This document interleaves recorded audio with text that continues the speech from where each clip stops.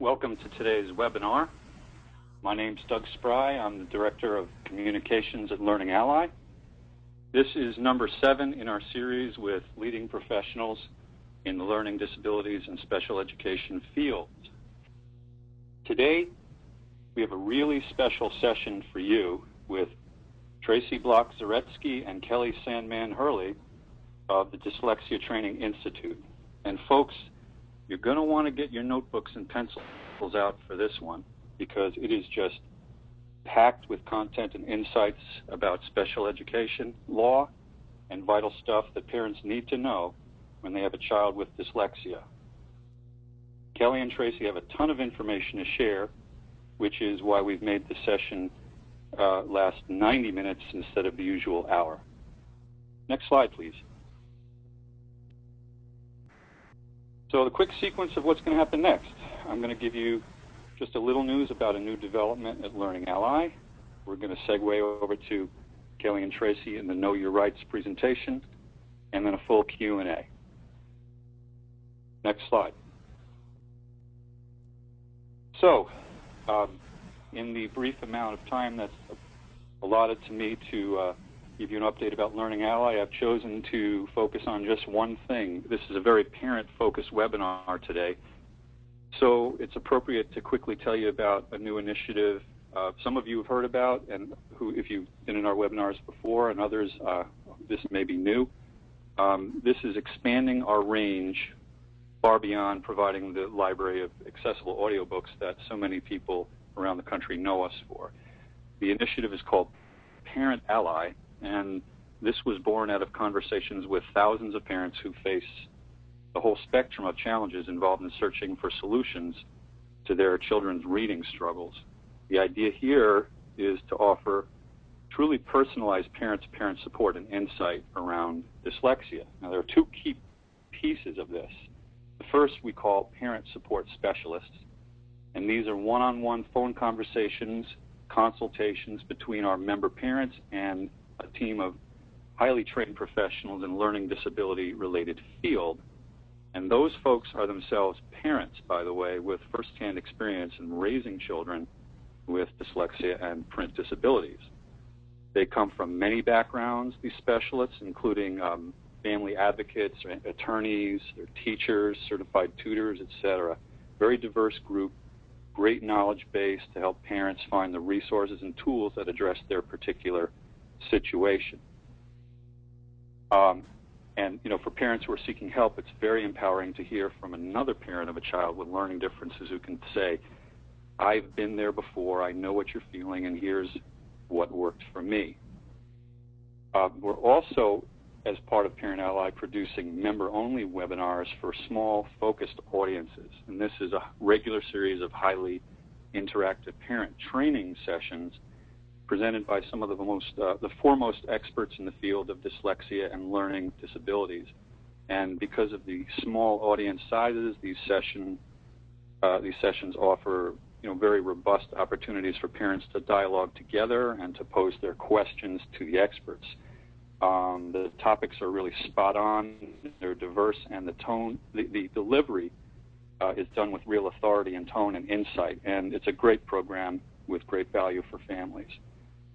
So this is a new service we are launching to fill what we know to be a critical information gap for parents and to get them to the point of helping their children find success much faster. Next slide. So just before we get started with Kelli and Tracy, let me give you a heads up about the webinar we're doing next week, 1 week from today. I'm excited about this one. Many of you know that The Big Picture, Rethinking Dyslexia by Jamie Redford premiered just a little over a year ago on HBO. And this has turned out to be a really influential film, and since it came out, its impact has continued to spread across the nation. So we're seeing now, parents, educators, major community groups joining forces like never before to make their voices heard and to bring vital support out to children and their families. This webinar will be different from what we've done before. It's going to take on a very conversational form, and we're going to engage in dialogue with Kyle Redford, Jamie's wife, and one of the prime forces behind the film. She is an experienced teacher, a devoted mom. She's the education editor for Yale Center for Dyslexia and Creativity. She's often featured in venues like Huffington Post and Education Week. And, you know, since her husband Jamie directed the film and her son Dylan stars in it, Kyle is ideally positioned to serve up an insider's view into why and how this film was made, and more importantly, we'll talk with her about its remarkable influence and the ripple effects that have been sparking changes and progress all over the past year. So a very interesting conversation next week. And best of all, you're invited to send your questions in to us all this week so we can share them with Kyle in the live session. So you can do that through the Learning Ally Facebook page or through the enews@learningally.org email address. We'll send information about that really soon. And this, by the way, is slated for the very beginning of Dyslexia Awareness Month. It's a great way to kick off the big picture roadshow that most of you have been hearing about. And in a nutshell, it's an online conversation that you won't want to miss. Next slide.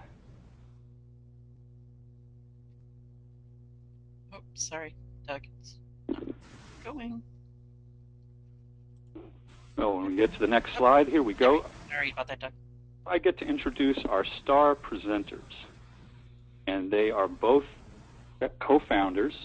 There they are, co-founders of Dyslexia Training Institute based in San Diego, California. On the left, Tracy Block-Zaretsky has tutored children and adults with learning disabilities for the past 18 years. She's a certified special education advocate, and she has presented at numerous conferences providing professional development for K-12 teachers and trainings for parents. On the right, Dr. Kelli Sandman-Hurley is a certified special education advocate, guest blogger for professional websites. She's written numerous articles about dyslexia and advocacy and has tutored children and adults for the past 15 years. Now, Kelli is an adjunct professor of reading, and she has presented at numerous conferences as well, and provides professional development for K-12 teachers and parents.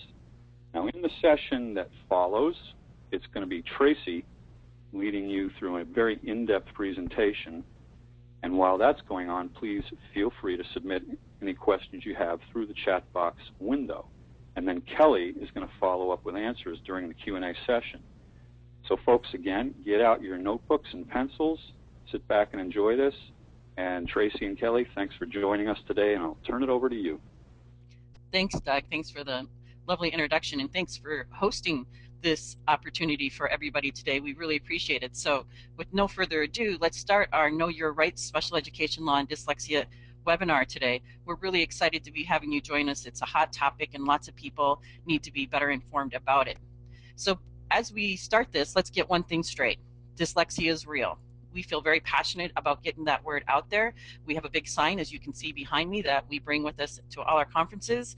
And we want you to know that no matter what anybody tells you anywhere in any meeting, that dyslexia is real. There's lots of evidence-based scientific research to support that, that's been duplicated and peer-reviewed. So we know it's real, and we need everybody to know it's real. Because we've heard crazy things like parents reporting that we don't work with dyslexia from their schools, that it's a broad term, it doesn't really mean anything, that they don't have any programs to work with kids with dyslexia. We've heard it all. We've heard plenty of absurd things. But the truth is, if they are a public school and they're receiving any federal funds, they are required to follow IDEA law. So yes, they do. They are required and have been required for decades to help kids with dyslexia when it's affecting their educational ability. I usually don't read slides verbatim, but I do want to read this definition to you about what a specific learning disability is defined as by IDEA law. This is one of the 13 categories under special education law that a student can qualify for special education services. The term special learning disability means a disorder in one or more of the basic physiological processes involved in understanding or in using language, spoken or written, which disorder may manifest itself in the imperfect ability to listen, think, speak, read, write, spell, or do mathematical calculations. What's a big definition? What is it? Who does this include? Well, this includes any conditions such as perceptual disabilities, brain injury, minimal brain dysfunction, which is the old term for ADD or ADHD, dyslexia, and developmental aphasia. So you can see right in the definition that dyslexia is specifically stated, and many people in the education field are unaware of this. So you guys were given a link to some handouts to go with today's presentation. And one of those handouts is a list of acronyms, because there are so many acronyms when it comes to special education. And a lot of times it feels like they're speaking their own language. You want to say, are you even speaking English? Is this Spanish? Is this German? What is it? Because they use so many acronyms, and it can get bog you down. So it's really important that you know that you have the right to ask for clarification from the school staff or from your advocate, if you're using an advocate, what those acronyms mean if you're unfamiliar with them. And don't let them just tell you what the acronym stands for. Ask what it actually means and what impacts that has in your situation. And it's okay to say you need more time to learn about it before you agree to anything as you proceed through your IEP process. So we've provided you a list of many of the common acronyms. There may be some variation depending upon your state, and so you can use that list to work from and then add some along the way as you go. So you suspect that your child might have dyslexia. What should you do? First, start documenting everything. The rule of thumb is if it isn't written down, it didn't happen. So it's important you get everything in writing. Start by creating a binder and keep everything organized. Put copies of everything you receive or send to the school and date it. And keep your binder in chronological order, meaning by date, not by document type, but by date. And put it in your binder and put everything in there. If you have a phone conversation or an in-person conversation with somebody at school, make sure that you document it. The best way to do that is to write an email to that person saying, thank you for your time and for caring about helping my child. This is what I understood from our conversation. And then summarize what you understood from that conversation. This is really important for a couple reasons. One, you're going to have it in print, what you guys had discussed, and it can also clear up some misunderstandings that may have happened between you and the person you're having the conversation with. And so if you send them this email, it will give you the opportunity to have it in print and clarify anything that you may have misunderstood between the two of you. And when you send these emails or any documents or anything that you give to the school, make sure that you send via email. Make sure you CC yourself or BC yourself on your email so that you can show that the email went through. I always encourage people to CC themselves so that the school is aware that you're making sure that this process is happening effectively, and you can ask for confirmation that they've received it. If you are going to hand deliver it to the school, get it date stamped and on the correspondence, whatever it is on the document, and ask them to make you a copy with the date stamp on it. This is going to be really important, especially when there's timelines affected. And anything that you don't get a response from, make sure that you follow up. You want to make sure that anything that you are corresponding between the school that you need a confirmation from, make sure you get that confirmation. And the other thing you want to do is make sure that you start a homework log. One thing that happens with kids with dyslexia is that they start to spend an inordinate amount of time on their homework compared to their peers. So think of this as collecting data. Schools always want data, and it helps you and your child and the school see what's going on during this homework phase. And you can use this data when you go into your meetings. And you kind of have to think about it from the teacher's perspective. You have student A and student B. Student A doesn't have any learning disabilities, and student B does. Student A and student B turn in their homework the next day, and it's done, and it's complete because parents always want their kids to have their homework done, and it's complete.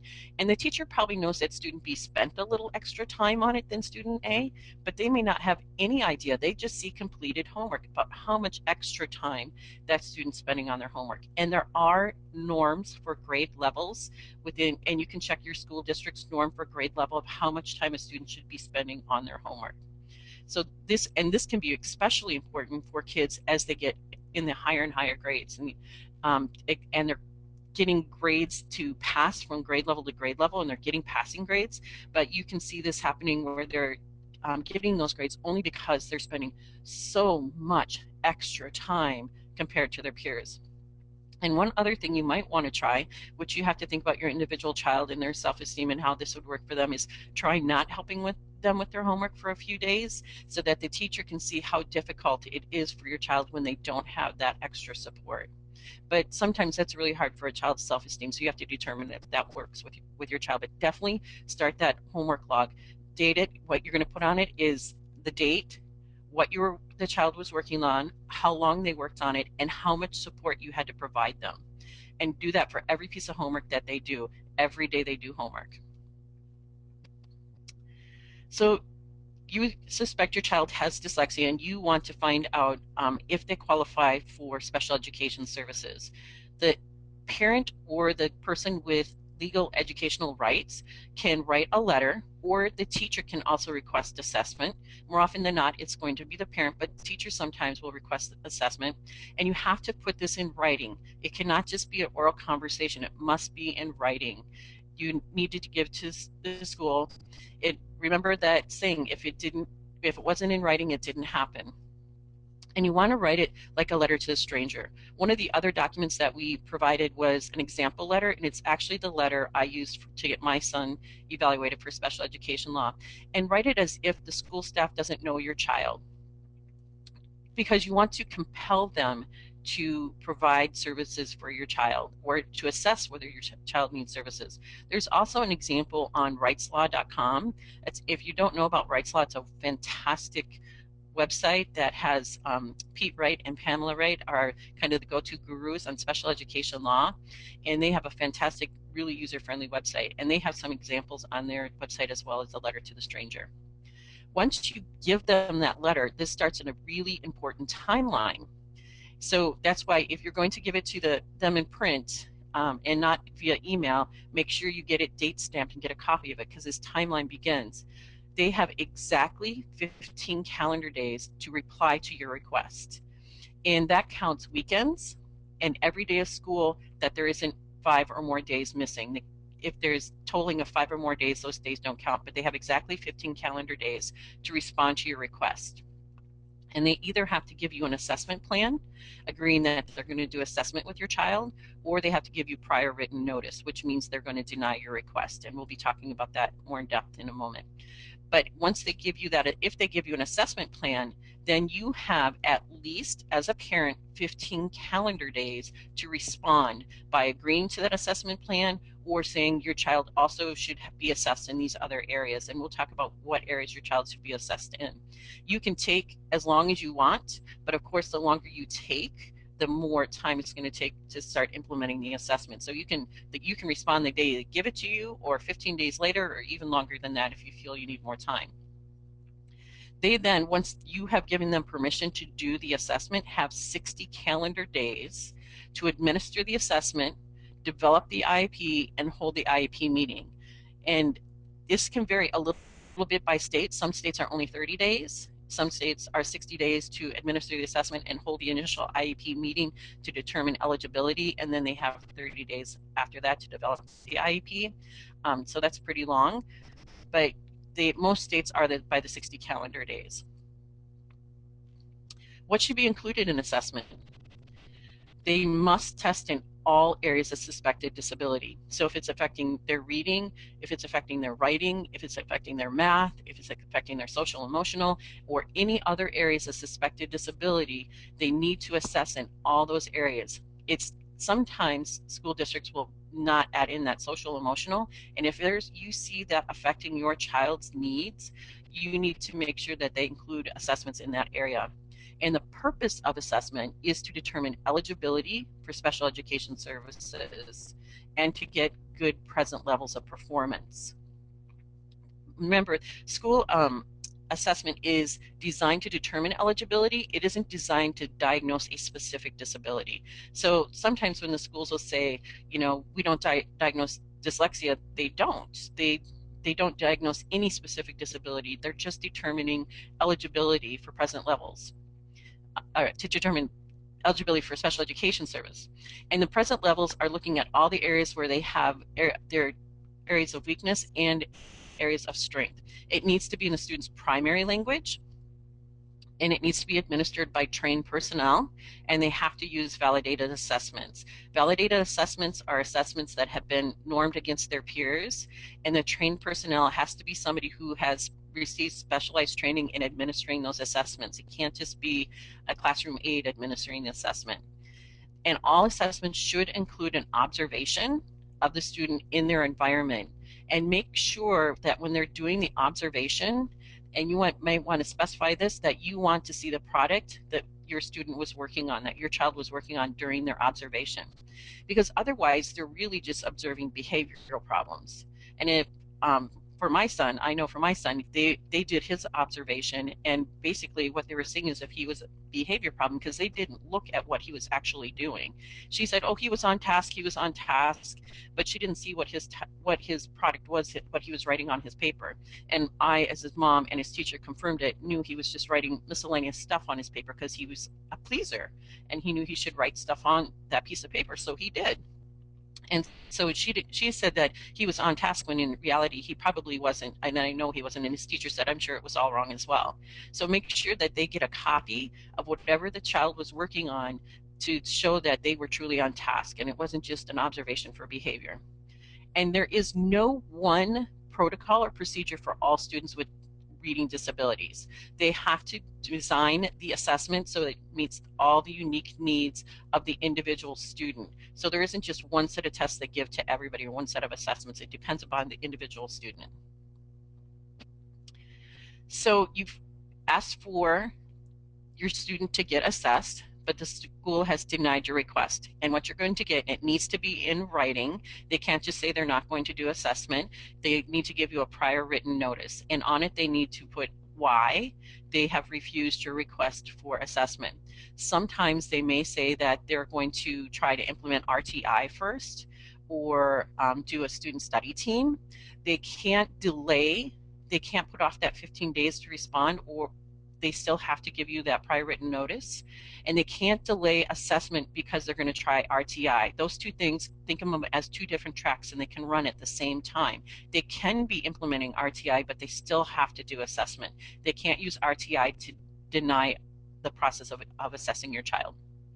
And the law states that schools must conduct a full initial evaluation as part of child find, and that the screening by a teacher or a specialist to just do an observation is not considered a full initial evaluation. It has to include actual assessment tests. So let's talk a little bit more about assessments. If you've been denied for an assessment and you disagree with the or you disagree with the assessment that they've done, so either they completely denied your request to do assessment, or they've done assessment and said they're not eligible and you don't agree with them, you can request an independent educational evaluation, which most people will just call an IEE. So you all know what that is when they start throwing around terminology. And that is an assessment that is done by somebody outside the school district, but the school district will be paying for it. They will probably give you a list and say you have to pick somebody off that list, and you are not required to pick somebody off that list. You do have to find out what the requirements are of people they will accept, and so you can ask for the school guidelines and what fees they will cover, and you can go outside the school, find somebody that you feel comfortable with, and you can interview the different people that can do assessment to find out who is the best fit for you and your child, and then you can submit for reimbursement to the school. But you need to make sure you work with the school to get that whole process done. And there is no timeline, but it needs to be done in a timely manner and in less than 1 year from when you started this process. You can also do private assessment, and that's not paid for by the school district. And the thing with IEEs and private assessment is you're probably going to you should end up with a diagnosis for your child of what is going on with your child. So you want to make sure the person administering the assessment is qualified. Don't be afraid to interview them. There are some guidelines set up on, you can check with IDEA or other organizations in your state about the qualifications of somebody you're looking for to administer the assessments. The district must consider the outside assessment, but they don't have to agree with it.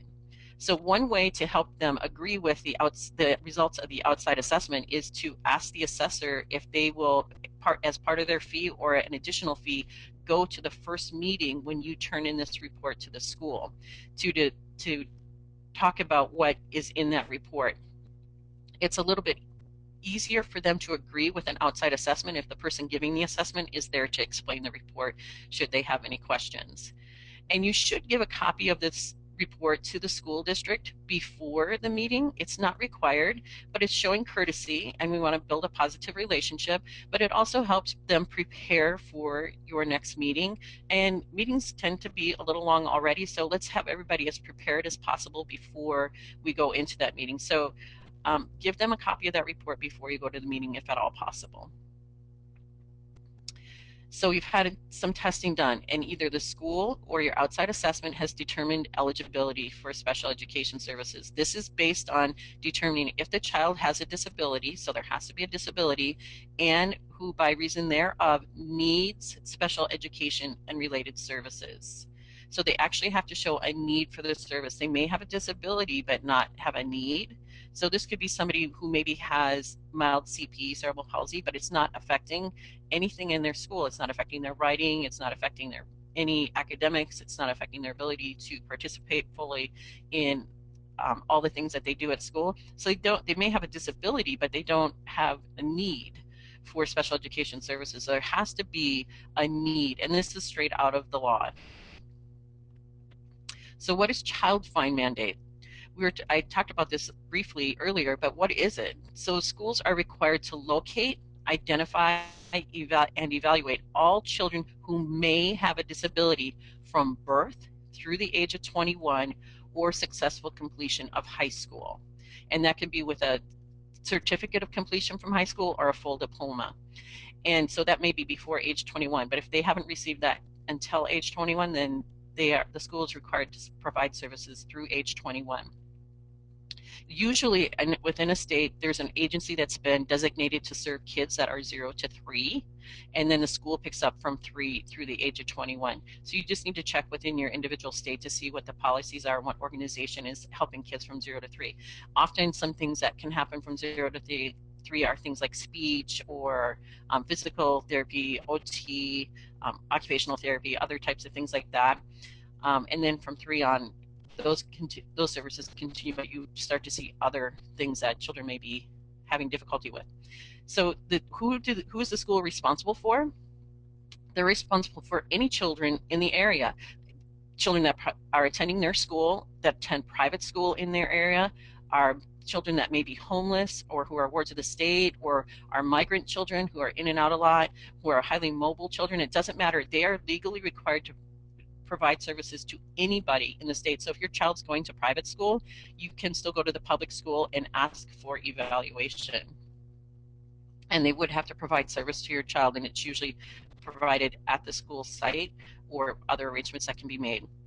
It also includes children who are receiving passing grades and are advancing from grade to grade. Just because a child is being moved from grade to grade, and even if they're getting fairly good grades and moving from grade to grade, doesn't mean that there may not be a learning disability that needs to be addressed. And so they need to identify any child that there may be an issue going on that has suspected disabilities. So for example, Jack was in the 5th grade reading at the 2nd grade level. He had been at the same school since kindergarten and wasn't receiving services. This is failure to identify and is not fulfilling the child find mandate. So the school would be out of compliance because they have not identified this child. And all children, no matter who they are, have the right to FAPE, which is free and appropriate public education. So what does that mean? So this is all children, whether they have special education needs or not. This is just the baseline, what all children deserve.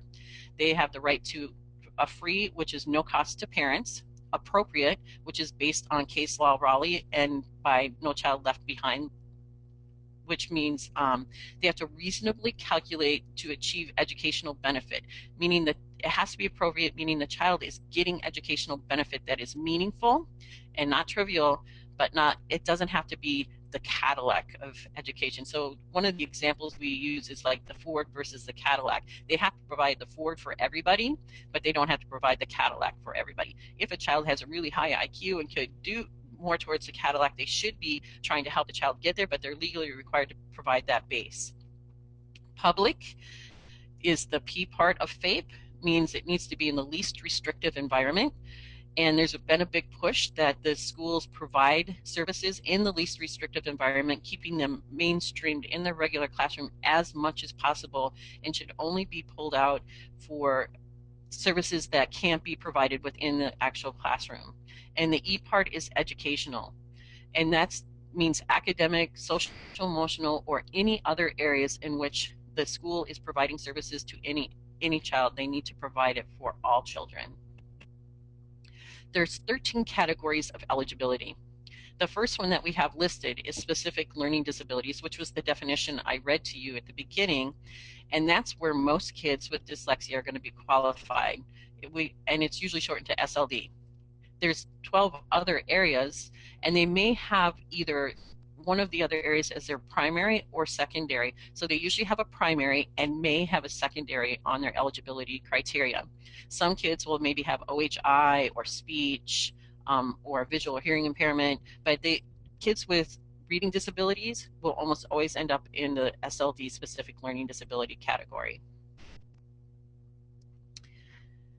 So they qualify for services. They're either going to get a 504 plan or an IEP. So what's the difference?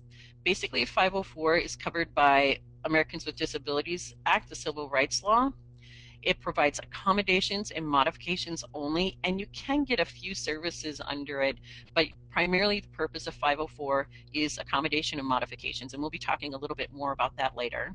It does not require a meeting before a change of placement, meaning it's a lot less formal process than an IEP, and there's no formal procedural safeguards, meaning parent only has limited ability to go back and make sure that certain things are happening. But it is a legal document, and they are required to follow it, whatever's put on it. And so it isn't just willy-nilly. They actually have to follow it.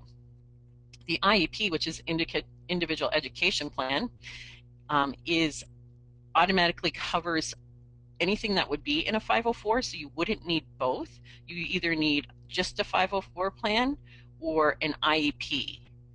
And unlike the 504 plan, the IEP has accommodations, modifications, and remediation, meaning services to help improve those areas that the student has goals set. It sets specific goals that have to be monitored, and they have to show progress. And it has very formal procedural safeguards in place so that a parent has ways to make sure that their child is getting what they need. They're being provided FAPE.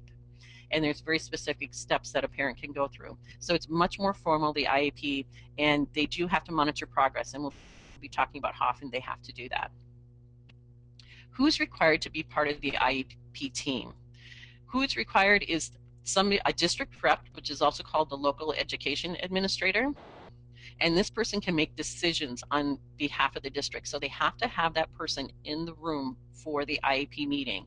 Sometimes that person is somebody who's already at the school, so it could be the principal, which is not uncommon, or the vice principal, but they have to be able to make decisions on behalf of the district. They can't go, well, I'll have to check on that later and get back to you later. They have to be able to make decisions on behalf of the district.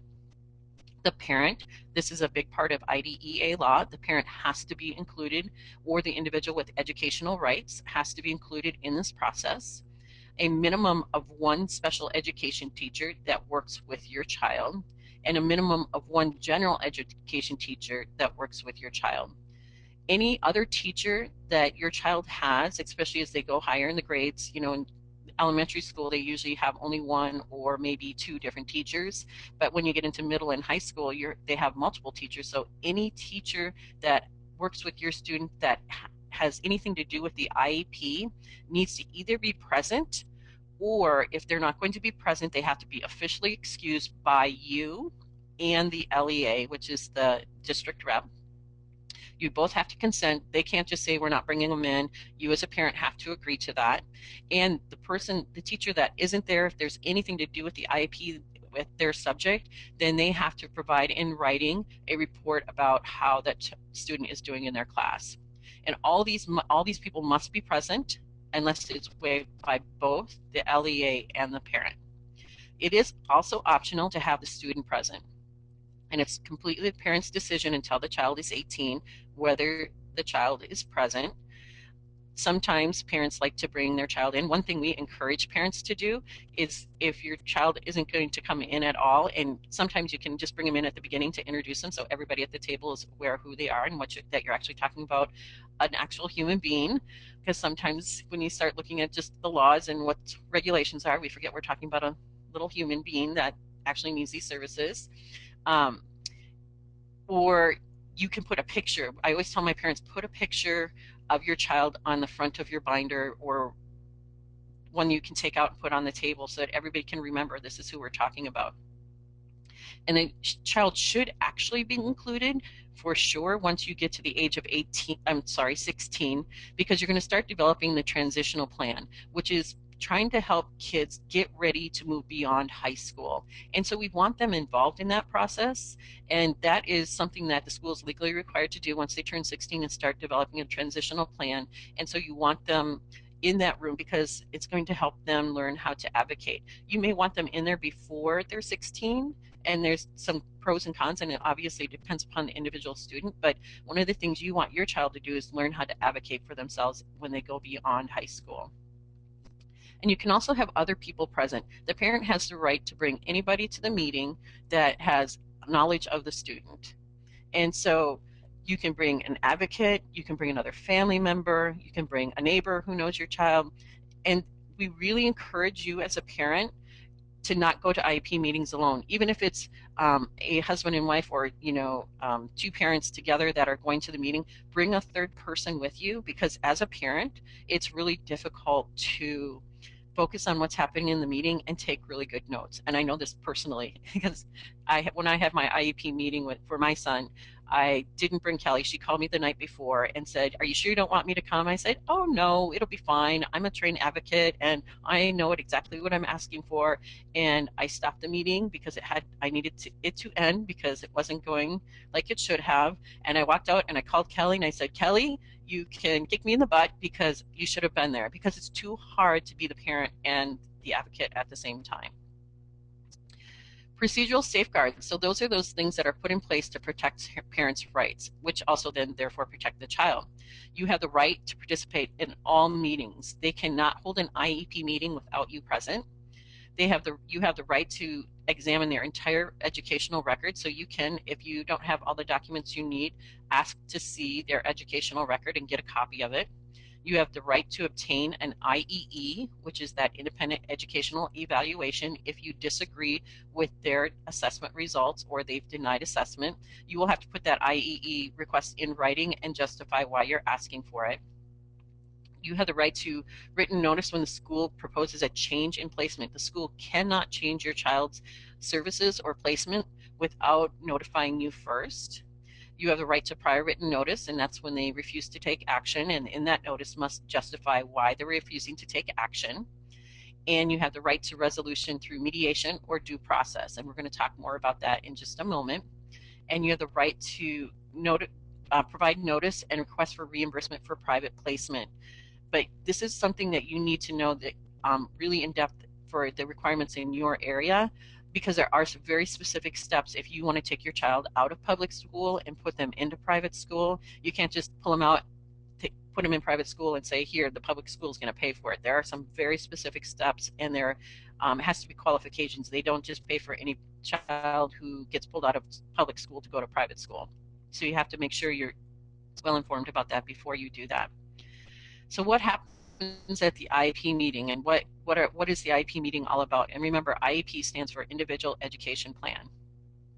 The initial IEP meeting needs to happen within 60 days of consent of the assessment. So you agree to the assessment, and they have 60 days to complete all the assessment and hold this initial meeting.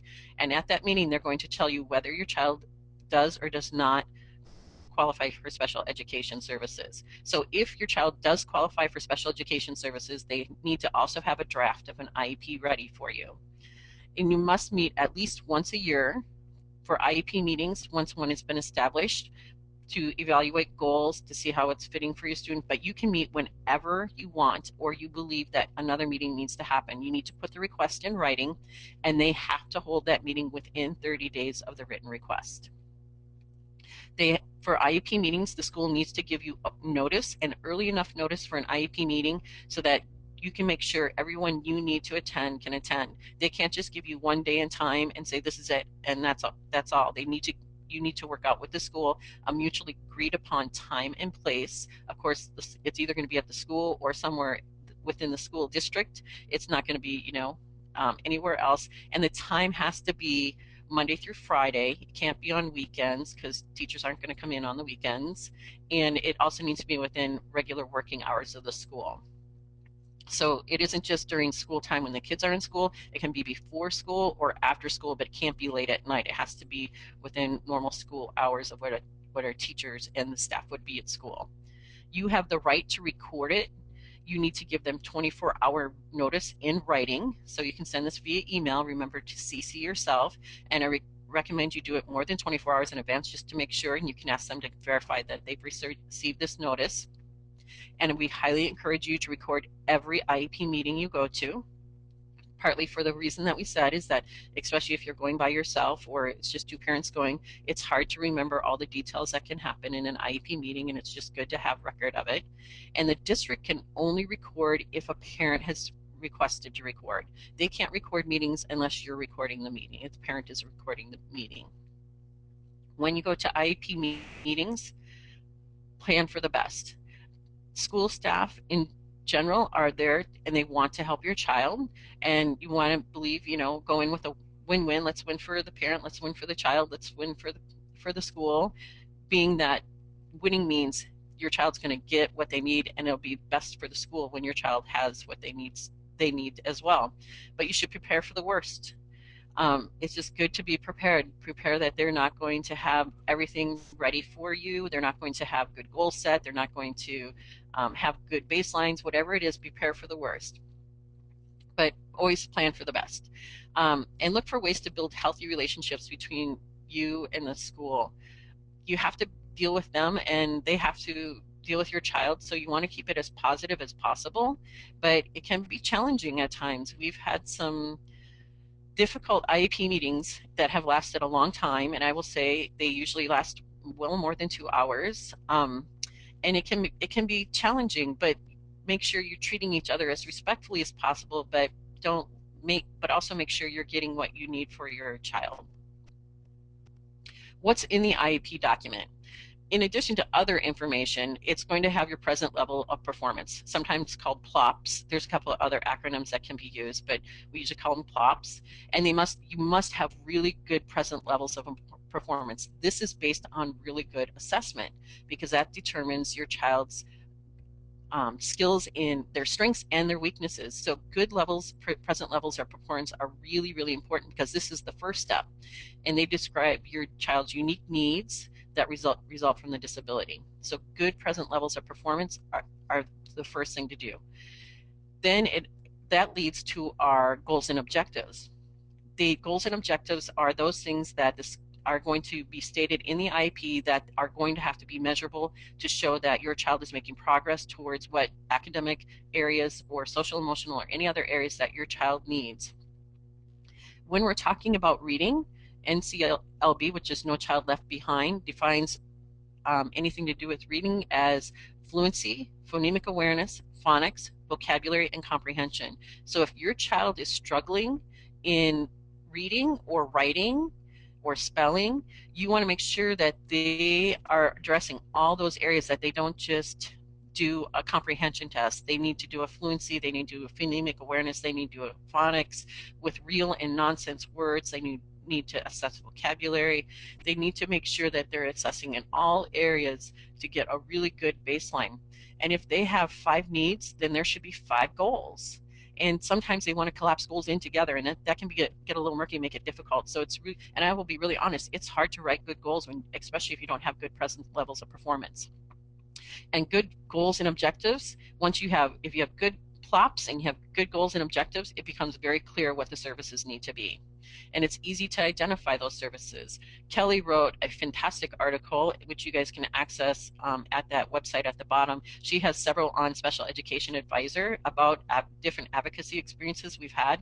We always talk about our IEP meetings right after we have them. We have a little debriefing, and it sparks all kinds. Kelli loves to write, and she's good at it, so she writes all kinds of great articles. So you can go to Special Education Advisor or go on our website, and we have many of them listed on there that you can access about goals and all kinds of stuff, and Kelli can chime in at the end about some of the other ones that we have. So writing goals, as I said, is really difficult, and unfortunately often school staff don't have very good training in writing goals, and so this is one of the benefits of having an advocate, or if you have a good book with you that has some good goals written in it, to have that with you. And sometimes they like to just use cut and paste, and that's not very individualized, so be careful about that. Or they have like drop down menus, and we can just, this goal will fit, and we're not looking for a goal that's just going to fit. You want a goal that is specific to your individual student. So let's look at this goal, and this is a real goal from an IEP that we had. John will be able to decode multisyllabic words that include words with long vowel sounds, A, E, and I, in words like turmoil and chipper. So what's wrong with this goal? Well, there's a few problems. First off, A, E, and I are not our only vowels. We're O and U. It doesn't say anything about grade level or how many words, so it's not measurable at all, and goals need to be measurable. That's how we determine if we're making progress. The goal states that only one concept will be learned in a year, the long vowel sounds, and only 3 of the vowels. So it's just not, you have to make sure there's other goals to complement that. And last but certainly not least, and we have seen this time and time again, and it mortifies us every time, turmoil and chipper do not contain long vowel sounds. They will put goals, and then they will have words that don't even work with the type of goal that it states. It's so crazy. And we're like, well, how are you going to teach phonics or teach these types of rules to a student when you don't even know what they are? It's crazy. So this is what a revised goal could look like. When given a list of 50 words, Scott will be able to accurately decode multisyllabic words that contain closed, open, vowel teams, and vowel consonant E, words like beside, statement, remain, those syllable types with 90% accuracy as measured by teacher records. So it's very measurable. There's a statement about what accuracy rate, how many words, and this actually should have a grade level in it as well. But you can see, and it says specifically what types of syllable types they'll be working on. And for those of you who are unfamiliar with syllable types, we have 7 syllable types. So out of the 7 syllable types, this student would be working on 4 of them within and this should be, the goal should be something they can accomplish within a year. One of the things that also happens is, so you finally have good goals and you're talking about services. And when you're talking about services, you have to determine what types of interventions they're going to be using, because you have good goals, and for them to meet those goals, we have to make sure the services they're providing are going to help the child meet those goals. And what schools will often say is that they don't have to give specific names of the interventions or methodologies they'll be using or publications in the IEP, which is true. They don't have to give specific names of programs they'll be using, but they don't have to name it in the IEP, but they are required to inform you, to keep you in the process, to keep you in the loop as a parent about what interventions they will be using, and that they're scientifically evidence-based programs that work for the learning disability that your child has. And for you to be able to determine that, you have the right to investigate that current curriculum and show and determine that it is a good fit for your child. So they have to tell you what they're going to be using with your child. It doesn't have to be documented in the IEP specific name programs, and because sometimes parents are like, well, I want them to use the Wilson program or the Barton program, or I want them to use Read Naturally.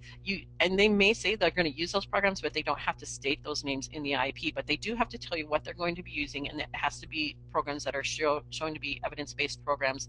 And it doesn't have to be a program; it can be a methodology, but they have to show that those methodologies work for your child. Once you have an agreement on what type of intervention you're going to use, you should ask for an observation to observe that being worked on with your child while they're actually doing it. It's ideal that the observation is done by someone who the child doesn't know, so they don't know they're being observed, because it can change their behavior when they're being observed. But if that can happen, you can still request that observation, and you do want to see that intervention taking place, because sometimes it has happened that they say they're going to use one thing and then they actually use something completely different, or that it's not happening when it's supposed to be happening, and those are big problems, and you want to make sure that your child is set up for success. So you have your IEP, and at the end of your IEP meeting, you're going to be asked to sign the IEP. The first thing you need to know is you do not have to sign for consent until you are 100% satisfied with that IEP. And we actually encourage parents to not sign that IEP at the initial meeting, because it helps to just have some time to walk away and think about it and consult with who you may want to consult with about that IEP. If you think it is a good IEP and you think your child's getting all the services and the accommodations and modifications that they need, and it's all explicitly put in their IEP, then you can go ahead and sign it. And you don't want to wait to sign it just to wait, because they can't implement the IEP until it is signed. But you also don't want to sign an IEP you don't think is good for your child. But you can sign for one, attendance only. So if you don't agree with you're not sure you agree with any of the IEP, just sign for attendance only. And there's usually a space where you can sign for attendance only, or you can just sign your name and put attendance only, to be very clear it was for attendance only. Or you can sign for portions of the IEP so that those portions can be implemented. So say you agree with one or two of the goals and some of the accommodations, you can sign for those things so they can start implementing those right away, and then you keep working on the other areas that you guys feel still need help. So what happens if your child is being denied FAPE? You have an IEP in process, but you see that your child isn't making progress, or they're not implementing it correctly. These are called violations, and it either is a substantive violation or a procedural violation. Procedural violations are those things that impede your child's right to FAPE. They're failing to adhere to timelines. They're not they're using a different program than what you agreed upon, those types of things. It significantly impedes your opportunity to participate in the decision-making process, and it causes a deprivation of educational benefits. And you can file complaints. Usually, it often is a compliance type complaint, and we'll talk about different types of complaints in a moment. And as a parent, you can file certain complaints on your own, and others you're going to want somebody to assist you with. And then there's substantive violations. These are a little more major types of violations. It doesn't address the student's unique needs, or they're not calculated. The IEP is not calculated to provide some educational benefit. For example, I was in an IEP that the child's goal was to be able to count. She had repeated kindergarten, was at the end of first grade, and her goal was that she'd be able to count to 10. And she was already counting to 5, and they said she met her goal because she could now count to 12. I'm like, so in a year's time she was only supposed to learn 5 numbers? I mean, that's just insane. That's not a reasonable goal. There was no educational benefit to that. Another violation, substantive violation, is when instruction and services do not meet the IEP. So they could have bad goals that aren't showing that they're going to really benefit them educationally, or this instruction is not meeting the needs of the student, and therefore they're not going to meet their goals. Or the placement is not in the least restrictive environment to the maximum extent possible. They can't just pull your kid out without justification that those services can't be provided in the least restrictive environment. So what do you do if there's been a violation? The easiest type of thing to do is a compliance complaint, and those are for those things like when they don't meet timelines, or signatures haven't happened, or things like that. And that's informal. It's very parent friendly. You as a parent can fill that type of complaint out and submit it to the state. There is a statute of limitations of 1 year. You have 1 year from the time that you noticed that this was going on to submit the compliance complaint. The next level is mediation, and this is when you're going to start to want to get an attorney. There's informal mediation. Informal is when there's mediation only and you're going to try and work it out in mediation only with this school to resolve the issues, or there's formal where you're doing mediation along with due process, and due process is the most formal of all of them, and that's where you're going to be going to a fair hearing, and you definitely will need an attorney at that point.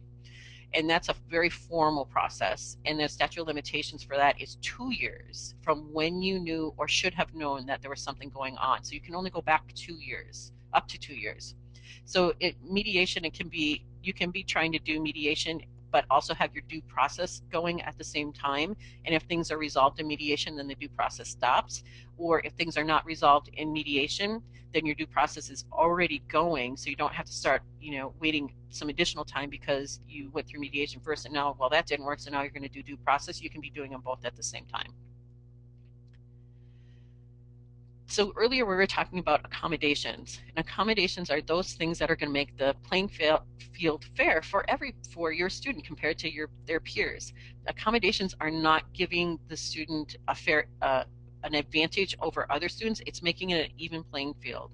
So you want to make sure accommodations are explicitly put into the IEP. Some things, this is a very brief list of accommodations, but some of the more common ones for testing, they can have more time, have quiet space, an alternative classroom. If they get very easily distracted, those are good things. They can have the test read to the student, and they can give oral answers.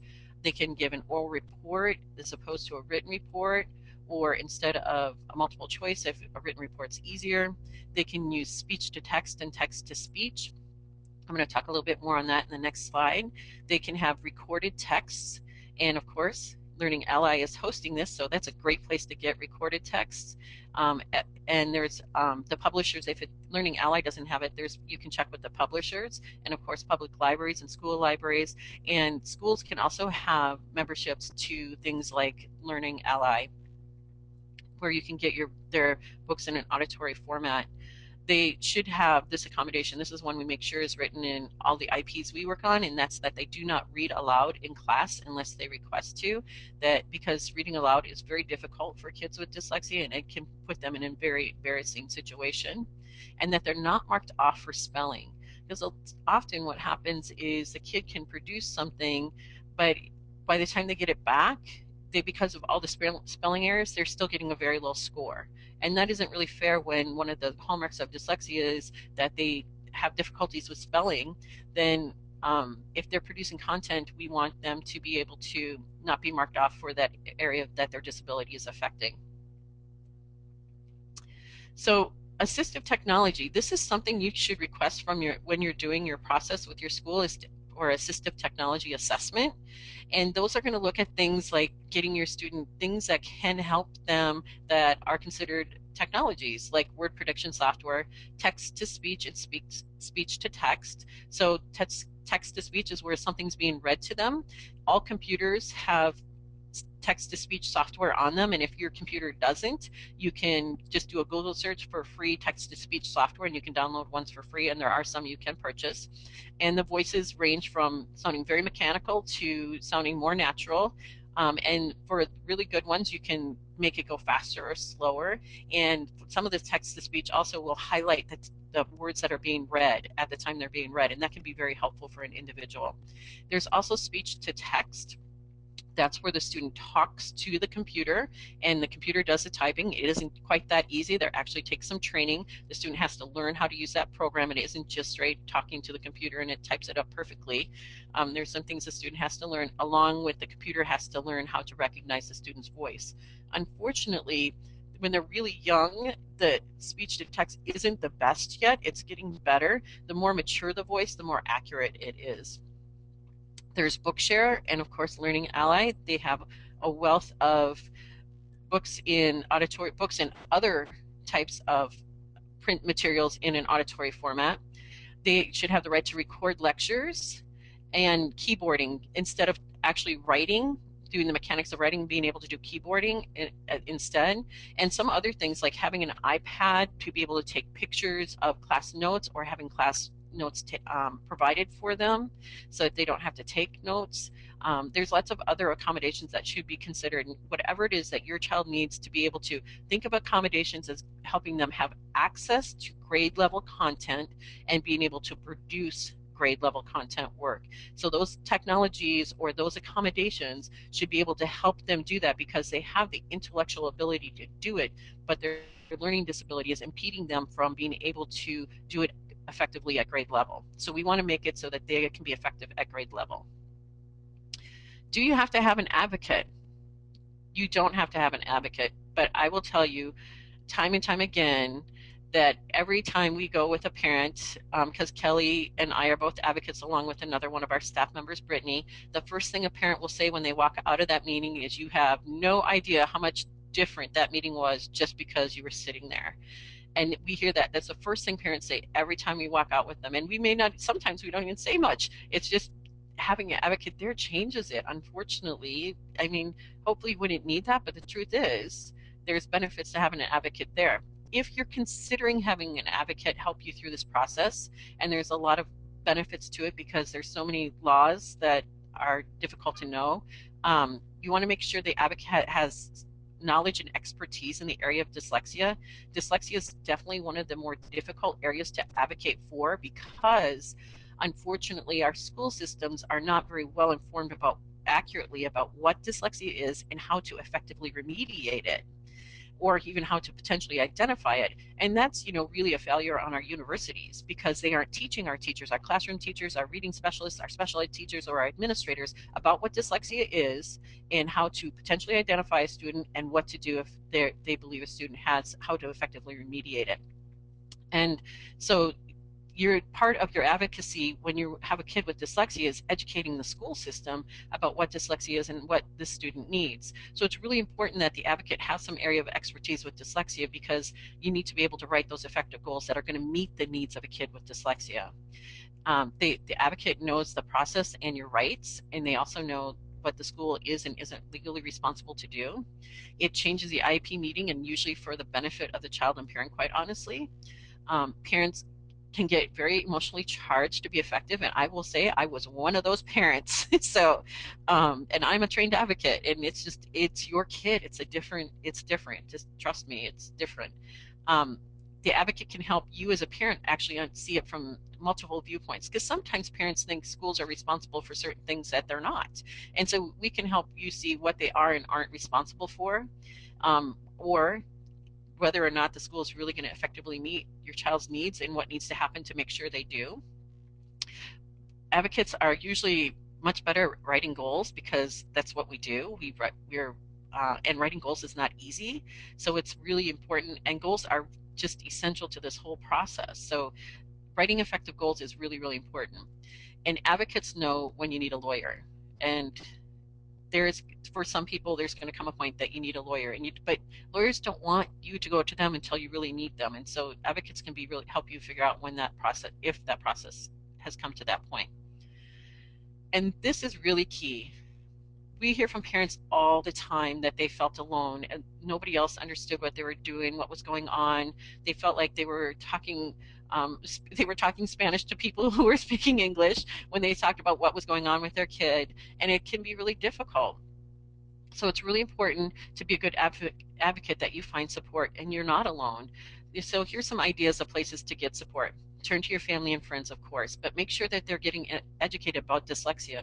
Kelli actually worked with TED Ed and created a 4-minute video about the basic definition of dyslexia that can be very helpful for just introducing the concept of dyslexia to people. You can turn to other parents who've been in the IEP or 504 process. That can be very, very helpful because they've been through the process. Advocates, of course, are always a great option. Support groups. Decoding Dyslexia is just gone like wildfire across this country, and they have branches in many, many states, and it is parent driven. And so we really encourage you to check your state and get involved with their Decoding Dyslexia, or if your your state also has a branch of Literate Nation, you may want to consider connecting with them, or in the International Dyslexia Association if you have one in your state, may also have a support group. There are more and more online blogs. Kelli, the one we referred to earlier, Special Education Advisor, has a lot of great stuff on it, and it's a great place for parents to turn and look for ideas. And if it's causing a lot of emotional challenges for you, your child, your family, you may want to consider seeing a therapist or a psychologist that specializes in special education supports. And make sure they specialize in that area. So that brings me towards the end of the formal presentation part, and we'll be answering questions. Where are you going to go for more information? We did want to share with you that all the services that we provide are online. We do have 3 centers in San Diego that we provide actual direct remediation to children and adults. We do testing. Kelli does testing for us, and we also do lots of advocacy services. But our online classes are available to anybody, anywhere around the world, because they're online. And so we have, starting October 14th, a Dyslexia Advocate Certificate to learn how to advocate specifically for kids with dyslexia. We also have an online Orton-Gillingham certificate, and that's to learn the Orton-Gillingham approach, to learn how to implement that with children or adults. And that's the approach that has lots of scientific evidence-based research to show that that's what kids and adults need to learn how to read when they have dyslexia, and we see it happen all the time. And we also have 4 individual courses. One is What is Dyslexia? It gives you a great in-depth look. These are 4-week classes. One is the overview of Orton-Gillingham. This is to get a sense of what that approach is. It isn't designed to teach you how to implement it, but it'll show you what the components should be in an Orton-Gillingham approach and why it works. We have a reading comprehension strategies course, and we also have a special ed law and dyslexia course that's a 4-week course. So it'd be, of course, this is a 90-minute webinar. We can only cover so much information, and we will be answering your questions in just a moment. But the special education course is a 4-week, special education law course is a 4-week course. We really encourage you to get involved in your state and with other parents and with other educators. So there's the Decoding Dyslexia that has branches in many states now. There's the Literate Nation, which is a national organization, along with many states have individual branches. And that's a group of parents, researchers, educators, policymakers, all trying to work together to make some change in this country, because it's still, unfortunately, a challenge in our school system for kids with dyslexia, as it has been for many, many years.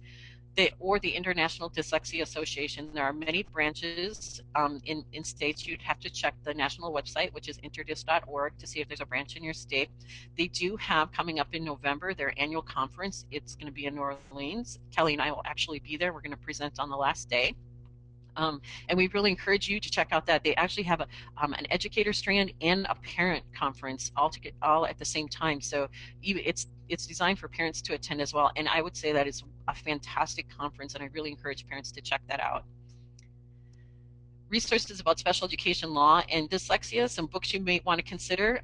Pete and Pamela Wright have some fantastic books that are available. They have special education law. That book is really user-friendly as a parent because it has the law, but they've added their own notes on each page about how to interpret that law, and it's really a great book.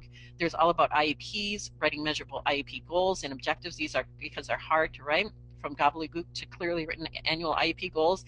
This can give you, those 2 books can give you ideas about how to write goals, but your goals have to be specific to your student. Some additional websites is therightslaw.com, the Special Education Advisor I told you about earlier, and the National Center for Learning Disabilities, and that's a great site as well. Some books. The Overcoming Dyslexia is probably the most user-friendly as a parent to read about the research behind dyslexia. Sally and her husband Bennett are from the Yale Center for Learning, and they have studied dyslexia for a long time, and Sally wrote this book for parents and educators. It isn't really for researchers, because she wanted parents and educators to have a book that they could understand. Ben Foss just recently published the Dyslexia Empowerment Plan. Highly, highly recommend this book for parents. It is a great book for you guys to figure out your child. He talks about the importance of remediation, but the importance of accommodations and why these things are important to make sure that they're in place. Proust and the Squid by Marianne Wolf, Reading in the Brain, and The Dyslexic Advantage are all great books we recommend. And there's some additional websites, of course, including Learning Ally, which we're honored to be with today. That brings me to the very end of our formal presentation, and we're going to have Kelli join us for questions at this point. So Kelli, if you could come on back with us. Hi, Kel. All right, great. Tracy, can you hear me?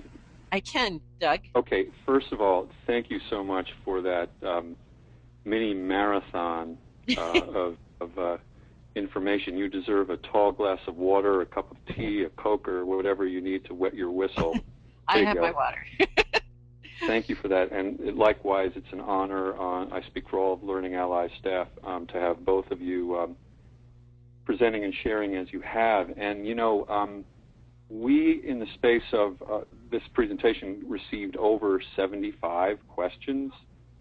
It's wow. more than we're going to be able to handle in the live session. We know this, but we're going to do our best to capture all of them. You know, my colleague Lauren Holstein in Princeton has been feverishly copying and pasting questions to me and sending them to me in my instant messenger box. I have many to share with you now, and whatever we don't get to, we will share with you and then kind of collectively answer them as best we can with you and get them posted for the audience on the Learning Ally blog. So there will be a lot of shelf life for this session beyond just the live session.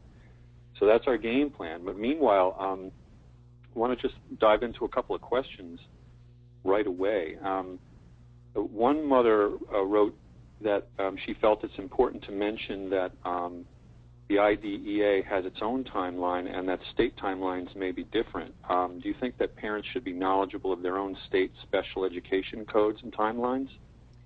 Absolutely. In fact, you can go on your state's state's education website, and if they have their special education law in each one of their state's special education website, and you should definitely go in there and check specific to your state. You want to add anything to that, Cal? Oh, you can't hear you. Get yourself, get the audio, Kelly. Unmuted. We can't hear you. Kelly, we still can't hear you. Okay. Sorry about that. Got to get Kelly unmuted. She is unmuted. For some reason, it's not picking up. Sorry about that, Cal. Got me. Can there you you hear me go. now? Yep. Okay. There you go. I was just adding a really small thing that you can just Google your state plus ed code and it should come up. Yes. So that's the terminology you need to use to find it. Okay, good. So a parent writes in, my school wants to provide an intervention that is not shown to help dyslexic students, but it may help regular children. Is there a list of interventions that are legally approved for dyslexia? There's not a legal list, but there is a list that you can find on the IDEA, the International Dyslexia Association's website. It's a matrix that actually has a list of all of the programs that they have found to be effective for students with dyslexia, so that's a good place to start. But they can make sure that whatever intervention they're using is explicit, multisensory, and that it's actually responding to the individual need of the student. So if they're using something just because they think it's going to work for all of their students or it's some prepackaged curriculum that they bought from a publisher, that's not okay. They have to make sure that it's responding to their individual needs. So that again, that's the terminology you need to use with them to make sure that that gets implemented. But you can also go to that matrix. It's a really, really good resource. One trend we've been seeing out here is that schools are using Read Naturally as the intervention program, and Read Naturally is a fantastic program for fluency. So if they have a fluency goal, Read Naturally is a fantastic program for that. But Read Naturally and Read Naturally will tell you this is not an intervention program to teach them to learn how to read. Okay. Here's something very interesting that a parent wrote in. We are relocating to a state that uses a 504 for dyslexic students. Now, our son currently has an IEP. What are our rights to keep his IEP and not, quote, switch to a 504? If he has an IEP, he has an IEP no matter where he goes. So when he goes from state to state or district to district or anywhere, it goes with him. It's under federal law. It doesn't change just because you switch to a state. And they have to implement it from day one until they determine if they want to change it. they have to either do assessment to justify changing it, and they can't change the IEP without a formal meeting with the parent. So they have to implement the IEP as it is. Great. A parent is asking for a little acronym insight, if you will.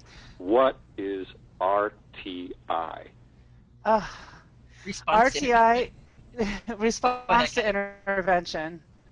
And so this is a tiered approach. This is what they're trying to do before they put a kid into special education is they try to do an intervention with them. If somebody, the idea behind it is that it's proactive. So if a child is struggling in kindergarten or first grade, they're going to identify that child, but not identify them for special education, identify them for RTI and get them some intervention. And it's usually in a small group within the classroom in tier 1, and then tier 2 is a little more restrictive, and then there's tier 3. And then their idea is that if they're still not progressing, then they'll test for special education. However, the caveat to that, and that everybody should know, is that the school cannot deny an assessment for special education because they haven't done RTI. So that's really important for parents to remember. And I'll just add on to that real quick is that there is a memorandum. It's the OSEP memorandum about not using RTI to deny assessment. So if the school is denying assessment because they're going to do RTI, you should get that memorandum, the OSEP memorandum, and bring that to the school because it clearly states it's law. It clearly states that they can't use that RTI to deny assessment. And that same memorandum also has a note at the bottom where they're not required to use the discrepancy definition to determine whether or not the student is eligible for under specific learning disability in that same memo. So it's a good memo to print out and have with you in your toolkit. Okay. What can I do if the school says my child is not 2 years behind grade level and therefore doesn't qualify for services? You can go, Cal. We hear this on a daily basis. Your child doesn't have to be 2 years behind. Your child has to have a specific learning disability. So if they have a specific learning disability, then they qualify for services. So if there is a disability there, then it doesn't matter how far behind they are or they aren't. They still qualify for services. And they can't just use testing to qualify. They have to look at the child overall in all their environment. It can't just, they have to be looking at homework. They have to be looking at school, classroom work. They have to be doing the observation. They can't just use testing because we've seen that often. They're like, oh, there's not a 21-point spread here. Show me in the law where it says it has to be 21 points, please. Okay. I am struggling with the teacher in charge of the special ed program at our private school. She refuses to, quote, label my child with the term dyslexia. I've tried to explain that the label can be empowering. The label explains my son's style of learning and is also something tangible to show that he is not stupid or lazy. How can I help her understand my perspective? Okay. I would actually buy her Ben Foss's book and make her read it. Oh, I'm sorry. Ask her, politely request that she read. Maybe he has a whole section on this that I completely agree with. And so maybe even just take a little sticky and say from this page to this page, read it. Or you can send her links to some simulation clips so that she can watch that and experience what it's like to have dyslexia. And, as a teacher, it's sometimes hard to have any empathy and you haven't experienced it yet. So I would just flood her with information as much as she is willing to accept, because that's pretty much the only way you are going to get anybody to change their opinion. And labeling my kids are always so relieved when I tell them that it's dyslexia and it's not motivation, it's not intelligence, not a lack of trying. They're like, oh, okay, there's nothing wrong with me, and it is. I'm 100% in agreement that labeling is a good thing to do. We know Ben Foss well. He's a good friend of Learning Ally, and it's a thrill to watch his book come out. I know it's been really making the rounds and well received out there. So I'm glad you gave it a good. It's a great book. Now, here's another question. Since dyslexia is a neurological issue, what efforts have been made to have assistance covered by medical insurance? Yeah, I don't know if Tracy, I don't know the answer to that question. It's a really good question. Schools even still will tell parents that they have to go and get a medical diagnosis, but it's not a medical issue as of right now. I don't know. I don't know where that's going. Do you, Tracy? No, it is in the DSM-5, but that isn't for medical diagnosis. So, and I just talked to somebody yesterday who was at an IEP meeting, and the school psychologist told them, well, then go to your pediatrician and get a diagnosis of dyslexia. And that's not where you go to get a diagnosis. You need to go to an educational psychologist or neuropsychologist or somebody who specializes in dyslexia, like Kelli. Okay. How do I proceed with a child who's moving from a private school where she was supported with accommodations to a public school where she has no 504 plan or IEP and is receiving no help? You need to write a letter and request assessment, and you need to hand it in and keep track of who you gave it to. You have to do it now as soon as possible and just request assessment and write that compelling letter that Tracy spoke about earlier that you can either find in the information that we sent or at Rights Law. But that's the only way you're going to get it out of public school is by formally requesting an assessment. And you don't have to wait till you're officially attending that school. She can write that letter now and get it, and that 15 calendar days starts the minute she gives them the letter. Right. Okay, here's a interesting technical question. If a child already has a medical diagnosis of dyslexia, ICD-9 code issued by the medical doctor, can the school system deny support given IDEA law?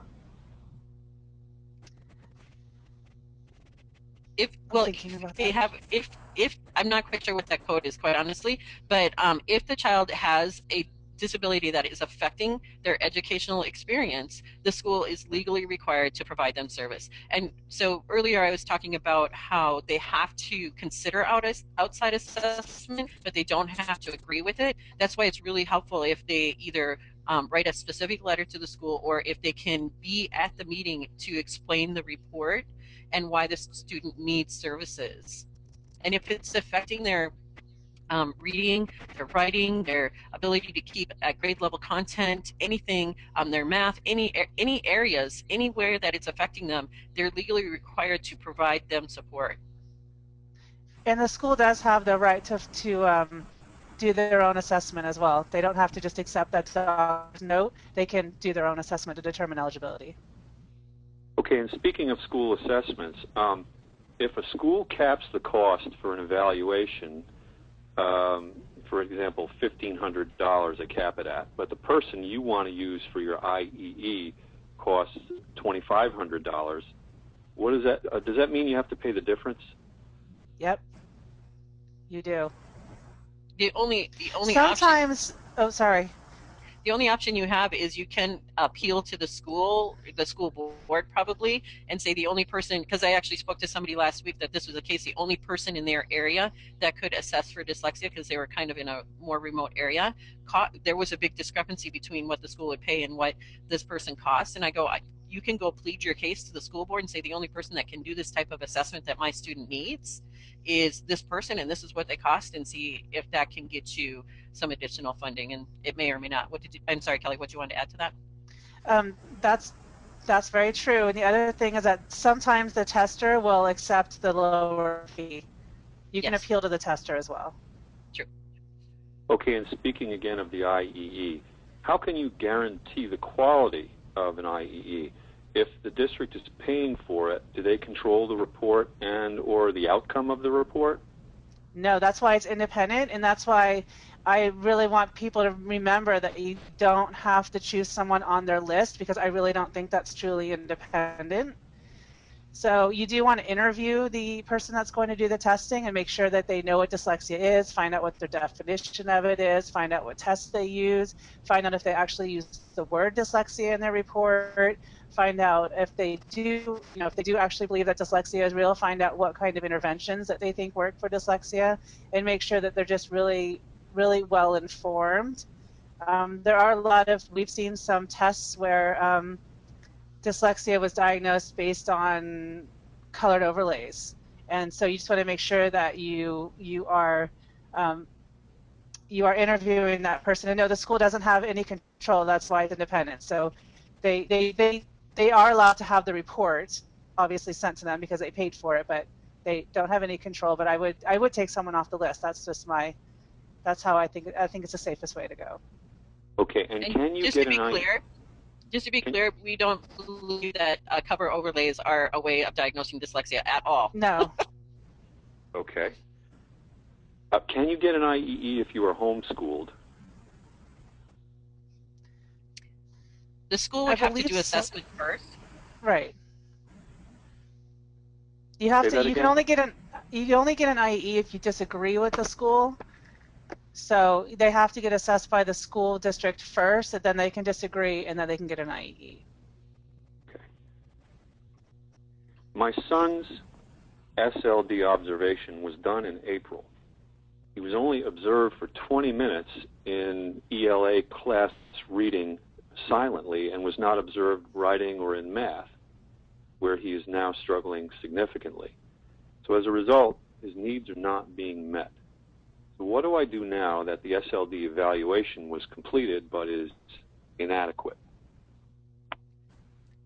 Well, it kind of goes back to when I was talking about you need to see their product. So if they were going to observe them while they were doing silent reading, they should have asked him afterwards. They should have done a series of comprehension questions with him afterwards to see if he looked at where he started, what he's claimed to have read, the amount he read, and then asked him comprehension questions to make sure that he was actually reading. Because what a lot of kids do is, I'm supposed to be sitting here silent reading, so I'm just going to sit here, I'm going to stare at the page, and every once in a while I'll just flip the page because that's what everybody else is doing.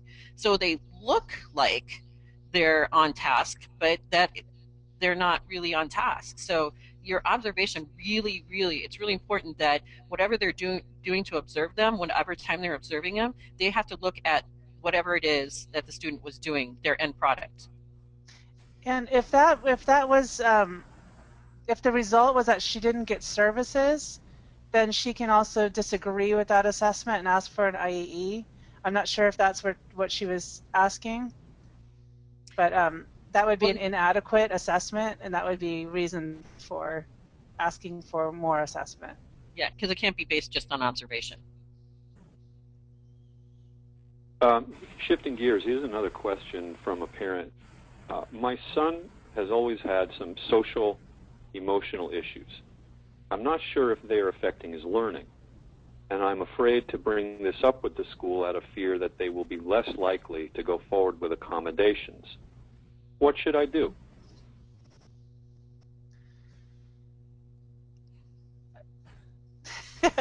Honestly, that's a hard one to answer. Yeah, it's a hard one to answer without knowing the whole situation of the individual child. Because if it's truly not affecting his learning, then it isn't something you have to divulge to the school unless it's affecting his learning. If it's something you feel may be affecting his learning, that's a little bit different. Or if they bring it up, then of course that's a little different.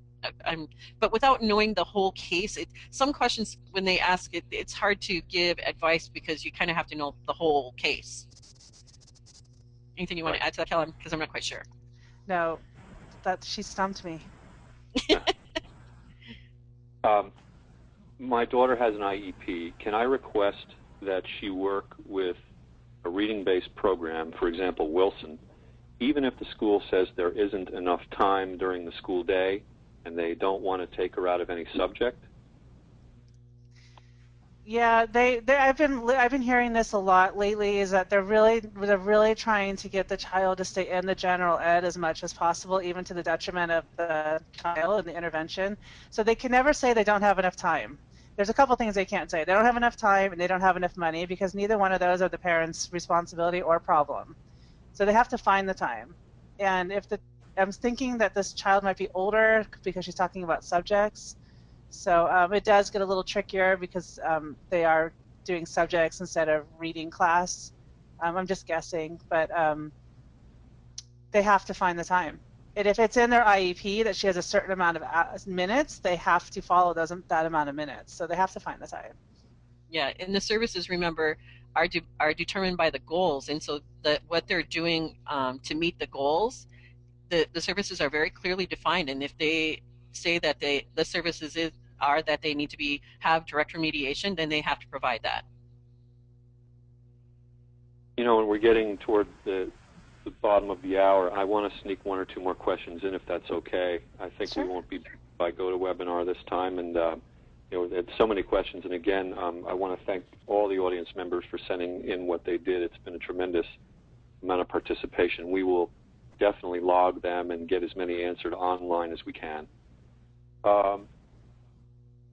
What should I do when the school wants to wait until 3rd grade to provide any help because they think my child is just developing slower than most children? You say, thank you very much for your opinion. I still want her tested. They can't wait till 3rd grade. There's nothing in the law that says that anybody has to wait until 3rd grade. A child can be identified as early as 4 years old. So if your child is struggling, write the letter. Write the letter, make it compelling, and require that they do it. They cannot. If they send you a letter saying they want to wait till 3rd grade, then they've done something wrong. It's a So compliance issue. Right. Just force the issue. And it doesn't make any sense to wait until 3rd grade, because in our school system, you're learning to read in kindergarten, 1st, 2nd, 3rd grade, and 4th grade and beyond, you're reading to learn, so there's no more instruction. So why are we waiting till we're done with instruction and learning to read to go, oh, wait, they didn't learn to read? That just makes no logical sense whatsoever. And the other thing you can do is you can say, show me the research that shows that I should wait until 3rd grade. Ask them to show you things. Show me the research. Show me the paper. Show me that says I should wait until 3rd grade. Otherwise, you need to force the issue.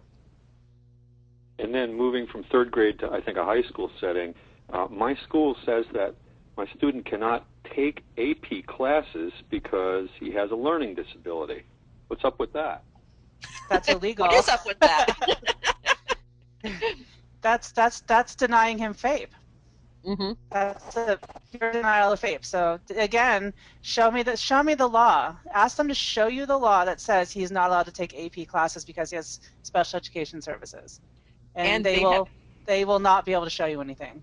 No, and they have the legal right to have accommodations in those classes. Right. And so, yeah, that was a follow-up question. Can the student get accommodations in the AP classes? Of course. Absolutely. Yes. Well, the two of It's you are a AP law. phenomenal team, I have to say, and it's been a pleasure to work with you in preparing the webinar. I wish that we could continue longer. It's already past 2:30 when we said we would stop. Sorry. So I want to thank you in public and thank our public in front of you. And I'm asking everyone who logged in to do us a favor and complete the short survey that pops up after you exit the webinar. And, you know, those responses of yours will help us keep calibrating the content of these webinars, make them really as close as they need to be for you and for your needs. So that concludes our session for today. You know, keep in touch with us on Facebook, on Twitter, and social media, and, you know, just reach out, and we'd like to keep the dialogue going. We look forward to meeting everyone next week at our webinar with Kyle Redford. It should be an exciting one. And it's been a real thrill to work with both of you today, Tracy and Kelly, so thank you so much. And Doug, thank you and your staff at Learning Ally. You have equally been just wonderful and fantastic to work with, and we are really grateful to be able to have worked with you guys and that you guys were willing to put this out there, because as you can see, it's as you know, it's a hot topic and lots of parents need better information in this area. So thank you and your staff as well. And staff, thank you, Jenny Falke in Austin, Lauren Holstein in Princeton, and signing off, this is Doug Spry in Washington, D.C. We'll see you next time. Take care.